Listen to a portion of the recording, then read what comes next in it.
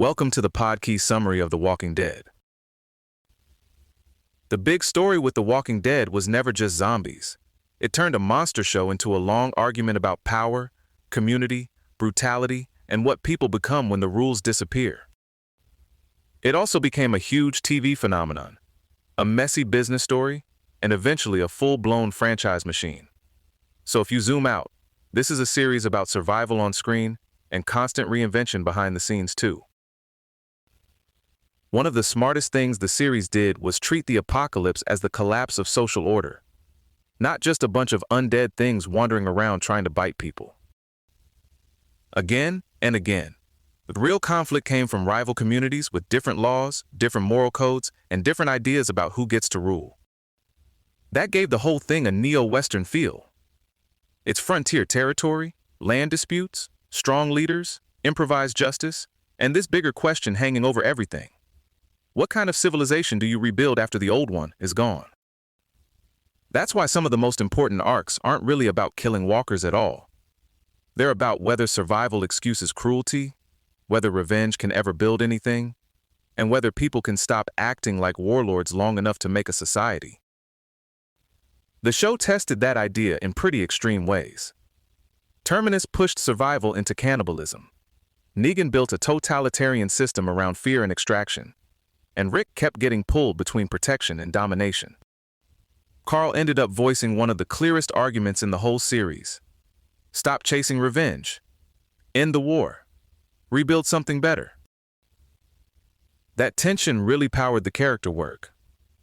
Rick starts as a sheriff's deputy trying to do the decent thing, turns into a hard, authoritarian community leader, and later moves back toward reconciliation. Negan goes the other direction than you'd expect for a villain in a show like this. He shifts from tyrant to prisoner to uneasily, which says a lot about the show's interest in political legitimacy, not just good guys and bad guys.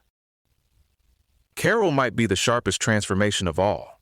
She begins as meek and trapped, and over time becomes one of the most capable and strategic people in the entire world of the show.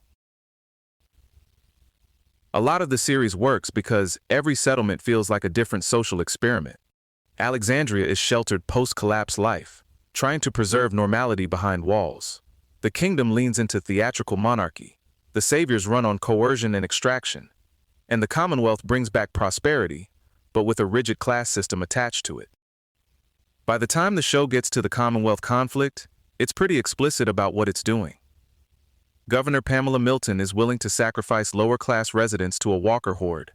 And suddenly the apocalypse is also a story about class power and who gets treated as disposable. Another big reason the show lasted is that it never treated the comic like a sacred shot list. It followed major characters and big plot lines, but it kept moving deaths around, changing outcomes, and creating original people like Daryl Dixon. That flexibility mattered because it preserved suspense even for fans who knew the source material. You could read the comic and still have no idea who was actually doomed on television, which is a stressful little gift if you're invested. Some arcs were massively expanded too. Carol outgrew her comic counterpart. Daryl became central, despite not existing in the original book, and the adaptation kept finding room to reinvent who mattered. Even the handling of departures became part of the machine. Stephen Yeun reportedly knew Glenn's death for a year before it aired, which tells you how tightly secrecy was built into the production. For a while, all of this translated into astonishing numbers. The Walking Dead became AMC's flagship, and, starting with Season 3, it pulled the biggest 18 to 49 audience of any cable or broadcast series. The Season 5 premiere drew 17.3 million viewers, which made it the most-watched episode in cable television history at the time. That kind of success also led to the sort of global marketing stunt only a monster hit gets, with zombie invasions staged across 26 major cities in a single day. But TV empires don't stay at the peak forever. After Season 7, viewership kept falling and eventually dropped below first season levels. Critics pointed to a few reasons: major character exits, prolonged violence that wore people down, and storylines that sometimes felt stretched longer than the audience's patience. A zombie apocalypse can feel slow if the plot shuffles. Behind the camera, the show also became unusually tied to fights over money and control.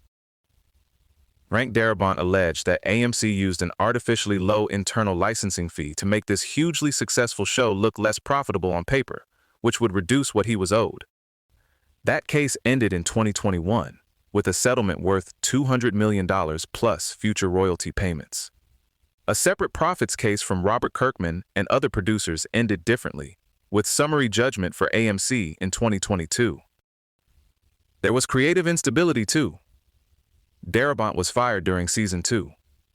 Glenn Mazzara later left over differences about the show's direction, and Scott and Gimple eventually moved into the broader franchise role as chief content officer. So even while the show was telling stories about power struggles, it was living through some of its own. The nuts and bolts of production are pretty fascinating.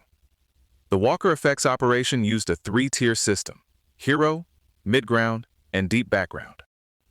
That meant the zombies closest to camera got full, detailed transformations, while background walkers could be handled with simpler masks and lighter makeup. It's a practical system, but it also helps explain how the show kept that visual scale without every extra spending 3 hours in a chair. Greg Nicotero was central to that whole identity. He was a key makeup artist and executive producer, and he also became the show's primary director, eventually directing 35 episodes through 2021. That's a rare kind of continuity. The person helping define what the walkers looked like was also shaping how the world was filmed. The series was shot mainly in Georgia, where tax incentives helped create a major production ecosystem, and AMC later bought the Riverwood Studios lot near Sonoya for $8.25 million. The apocalypse became real estate. That production history also includes a serious tragedy. Stuntman John Bernecker died after a 21-foot fall during Season 8 filming. A jury later awarded his family $8.6 million after finding the production entities negligent, though AMC itself was cleared. It's one of those reminders that huge productions can create their own dangers far from the fiction on screen. There were also quieter shifts in how the show operated. The production used digital call sheets, reusable sets, reduced vehicle idling, hybrid or fuel-efficient vehicles, and refillable water bottles to cut waste. And after shooting on 16mm film through Season 10, the final 30 episodes switched to digital during the COVID period, because digital production involved fewer physical touchpoints. The main series wrapped in 2022 after 11 seasons and 177 episodes, but AMC never treated that finale like a full stop. Instead, it became a launchpad for a bigger franchise. Fear the Walking Dead explored the outbreak period. World Beyond followed kids raised behind walls. Tales tried anthology storytelling, and Dead City and Daryl Dixon kept major characters moving into new settings. Then there's everything beyond the shows: webisodes, video games, Talking Dead, theme park attractions, parodies, and even a Magic: The Gathering secret lair with characters like Negan. At a certain point, surviving the apocalypse wasn't enough. The brand had to survive it too. What makes The Walking Dead worth talking about all these years later is that it mixed pulp horror with questions that are a lot bigger than horror usually gets credit for. It was a hit, a franchise, a business fight, a production machine, and at its best, a story about how people rebuild meaning when the world gets stripped down to essentials. And yes, also a lot of extremely determined zombies. This episode was generated by Podkey.